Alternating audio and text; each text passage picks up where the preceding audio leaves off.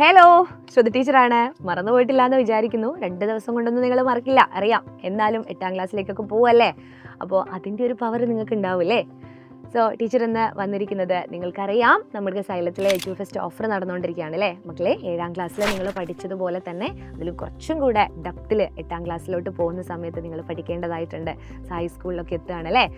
അതുകൊണ്ട് തന്നെ നമ്മുടെ യോദ്ധ ബാച്ചിൻ്റെ കാര്യം ആരും മറന്നു പോകേണ്ട. യോദ്ധ ബാച്ചിലേക്ക് അഡ്മിഷൻ എടുക്കാനുള്ള ഒരു സമയമാണിത്. ഇപ്പോൾ 10% ഓഫറോട് കൂടി നിങ്ങൾക്ക് ജോയിൻ ചെയ്യാനുള്ള അവസരമുണ്ട്.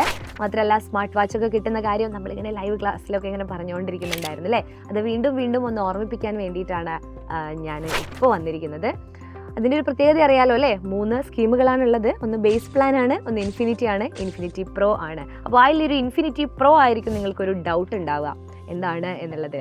അതിൽ ഫാൽക്കൺ ഫൗണ്ടേഷൻ ബാച്ച് അവൈലബിൾ ആണ്. അതെന്താണെന്ന് വെച്ചാൽ ഫ്യൂച്ചറിൽ നിങ്ങൾ നീറ്റ് JEE ഒക്കെ എക്സാം അല്ലേ, കോമ്പറ്റേറ്റീവ് എക്സാം ഒക്കെ എഴുതുന്ന സമയത്ത് നിങ്ങൾക്കൊരു സയൻസ് സബ്ജക്റ്റുകൾക്കൊരു ഫൗണ്ടേഷൻ, ഒരു ബേസ് ഇല്ല എങ്കിൽ അവിടെ അത് എന്ത് ചെയ്യാണ്, നിങ്ങളവിടെ ഫെയിൽ ആവുകയാണ് അല്ലേ.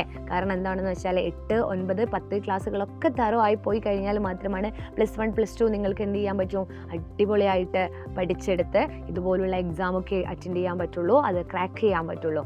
സോ ഇപ്പോഴേ ഈ ഒരു ചെറിയ പ്രായത്തിൽ തന്നെ 8ാം ക്ലാസ്സിലൊക്കെ ആകുമ്പോഴേക്ക് തന്നെ നിങ്ങൾ എന്താണ് എൻട്രൻസ് ഓറിയൻറ്റഡ് ആയിട്ട് പഠിക്കാൻ വേണ്ടിയിട്ടാണ് ഇൻഫിനിറ്റി പ്രോ എന്ന് പറയുന്നത്.